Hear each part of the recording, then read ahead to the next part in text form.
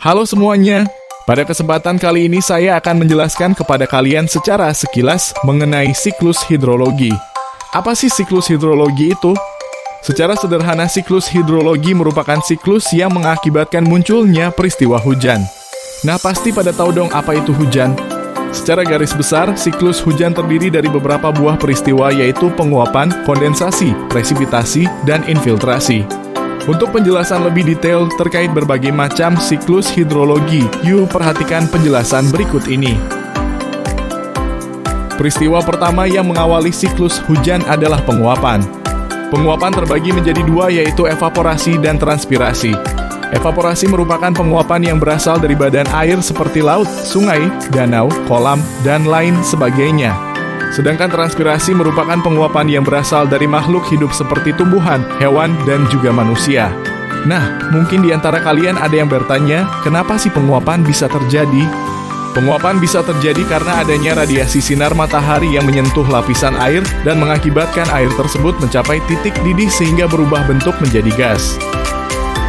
Tahapan berikutnya setelah proses penguapan adalah kondensasi. Kondensasi merupakan suatu proses penggumpalan di mana uap air yang telah menguap berkumpul menjadi satu, menggumpal lalu membentuk sebuah awan. Awan tersebut kemudian bergerak mengalami perpindahan posisi dipengaruhi oleh angin yang berhembus di wilayah tersebut. Berdasarkan ketinggiannya, awan dibedakan menjadi awan cirrus atau awan tinggi, awan sedang atau awan alto, awan rendah atau awan strato, dan awan vertikal atau awan cumulus. Peristiwa berikutnya ialah presipitasi atau biasa kita kenal dengan istilah hujan. Hujan merupakan suatu peristiwa jatuhnya butiran air dari langit ke atas permukaan bumi. Hujan bisa terjadi dikarenakan awan yang terus-menerus terbentuk bergerak secara vertikal semakin tinggi ke angkasa. Hal tersebut disertai dengan menurunnya suhu udara sehingga mengakibatkan awan yang memiliki suhu yang panas mengalami proses pengembunan sehingga kembali mengalami perubahan bentuk dari gas menjadi cair dalam bentuk butiran air. Siklus hujan dibedakan menjadi tiga, yaitu siklus pendek, sedang, dan panjang. Siklus pendek merupakan peristiwa turunnya hujan di tempat yang sama dengan tempat penguapan. Pada siklus sedang, hujan turun di tempat yang berbeda dikarenakan awan mengalami perpindahan akibat adanya dorongan yang dilakukan oleh angin. Pada siklus panjang, hujan turun bisa dalam bentuk salju maupun terdapat butiran es di dalamnya. Hal tersebut dikarenakan pada siklus panjang awan mengalami pendinginan di tempat yang sangat tinggi dengan suhu yang sangat dingin sehingga butiran air hujan mengalami pembekuan dan berubah bentuk menjadi es. Nah, proses terakhir yang akan kita bahas dari siklus hujan ini adalah infiltrasi. Infiltrasi merupakan suatu peristiwa meresapnya air hujan yang telah mencapai permukaan bumi ke dalam tanah melalui celah-celah antar partikel tanah.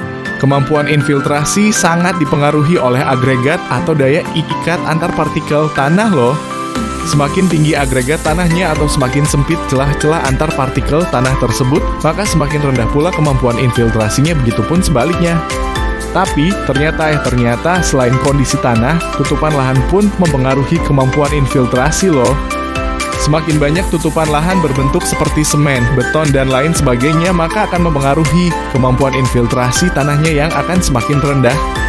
Sedangkan semakin banyak tutupan lahan berbentuk hutan, kebun maupun tegalan, maka kemampuan infiltrasi tanahnya pun akan semakin tinggi.